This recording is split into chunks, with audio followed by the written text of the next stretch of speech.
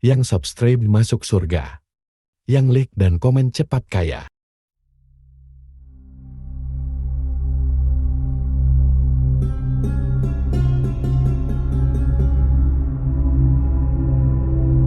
Assalamualaikum warahmatullahi wabarakatuh. Para pemirsa YouTube sekalian dimanapun kalian berada, pada kesempatan kali ini insya Allah kita akan membahas terkait 5 langkah menggagalkan godaan setan.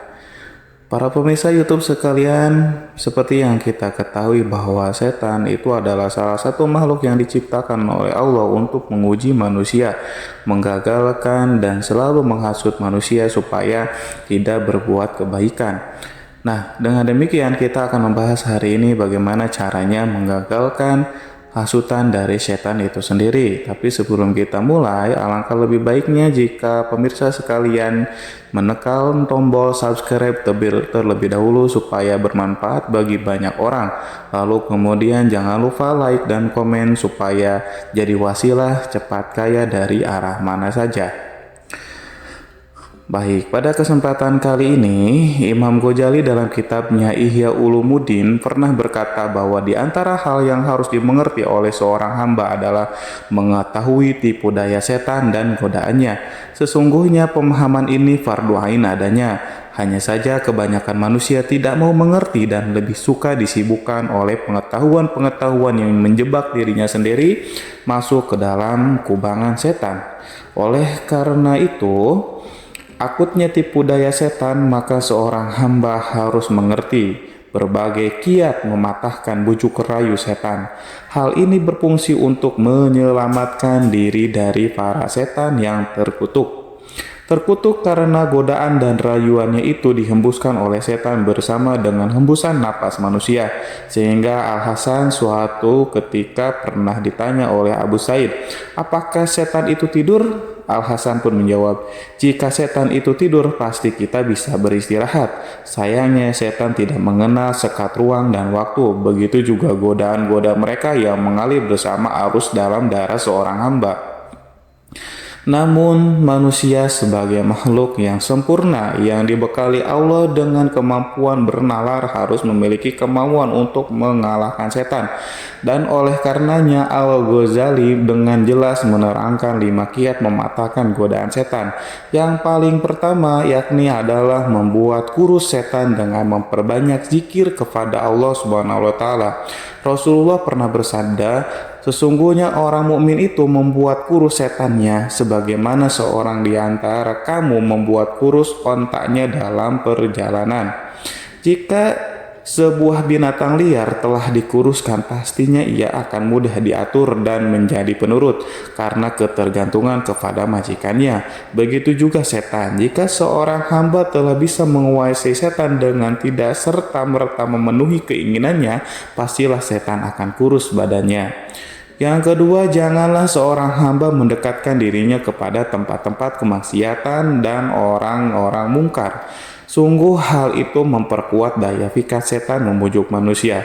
Rasulullah secara legoris menyatakan, barang siapa berputar-putar di sekitar tempat larangan, maka besar kemungkinan ia akan terjerembab ke dalamnya. Demikian jamaah atau para pemirsa sekalian, 2 langkah pertama mencoba membuat setan tidak nyaman, menggoda kita dengan harapan setan akan segera bosan dan kecewa karena keteguhan kita. Meskipun keduanya bukan hal yang mudah tetapi harus terus dicoba.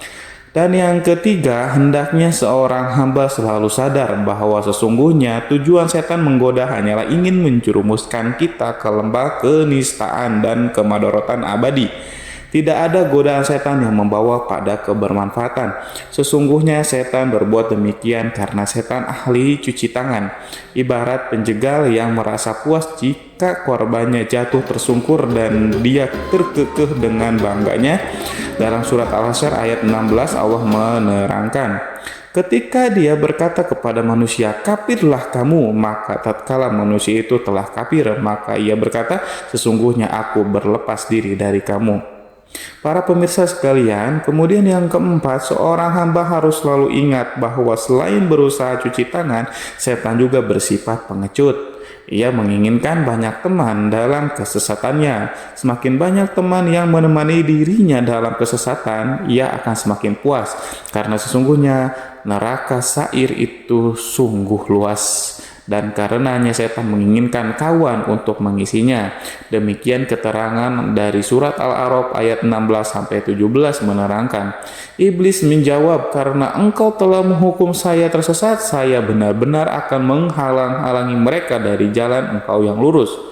Kemudian yang akan mendatangi mereka dari muka dan dari belakang mereka, dari kanan dan dari kiri mereka, dan engkau tidak akan mendapati kebanyakan mereka bersyukur atau taat kepadamu. Dan kemudian yang terakhir kelima, guna mendukung keempat kiat tersebut, seorang hamba harus senantiasa dalam kondisi lapar, karena kondisi lapar akan mempermudah seseorang hamba dalam mengingat Allah. Seperti halnya yang sudah disabdakan, inna syaitana yazri min ibni adam majrad dami fadiku majriyahu bil ju'i. Sesungguhnya setan itu berjalan pada manusia di tempat jalannya darah, maka persempitlah jalannya itu dengan mengosongkan perut. Demikian pemirsa, untuk sharing kali ini. Terima kasih banyak, semoga bermanfaat dan semoga kita dijauhkan dari godaan setan yang terkutuk.